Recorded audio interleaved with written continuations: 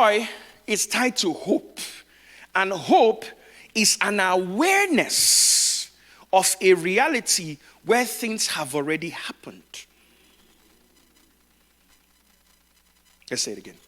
Joy is tied to hope, and hope is tied to a reality that something has already happened. That means to have hope, I must be aware, on one hand, of the reality. That means if you're not aware of the reality, you really cannot hope. Because despair means I have looked into the future and I don't see anything better than what I'm doing now.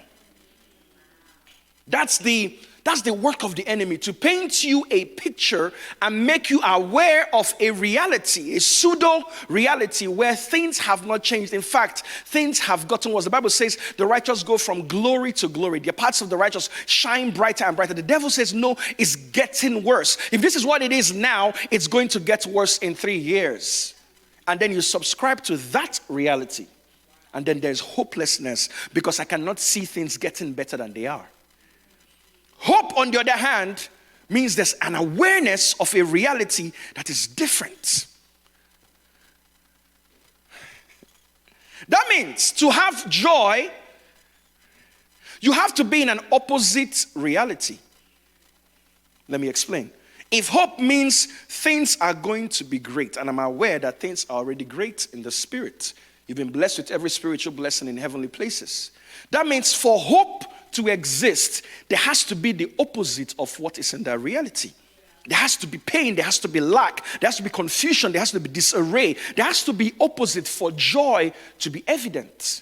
If you are not going through anything, you don't have an opportunity for joy. James 1. Count it all joy when you go through diverse testings, my brothers, because it's an opportunity for great joy. When you're going through the opposite of what God has promised you, it is an opportunity to have joy. Because if everything is going well for you, there is no opportunity to have joy. Because everything is good. Paul said this in 2 Corinthians 12 verse 8. It says, 3 times I begged the Lord to take it away. Each time he said to me, my grace is sufficient for you. Is all you need. My power works best in your weakness. Now I am glad to boast about my weaknesses so that the power of Christ can work through me. That is why I take pleasure in my weakness. I take pleasure. When things begin to, yesterday, you don't understand what it took to have service today. Believe me. Yesterday was, whew. I was like, the devil knows we're going to talk about joy. So we had opportunities for great joy yesterday. All kinds of things happened yesterday. Paul said, I glory, I boast, I am happy when things begin to go awry. Why? It's an opportunity for great joy. It's an opportunity for me to experience the joy of the Lord. So when you are faced with hell, you have a great opportunity to experience heaven on earth. When you're faced with lack, that means you get to see God as your provider.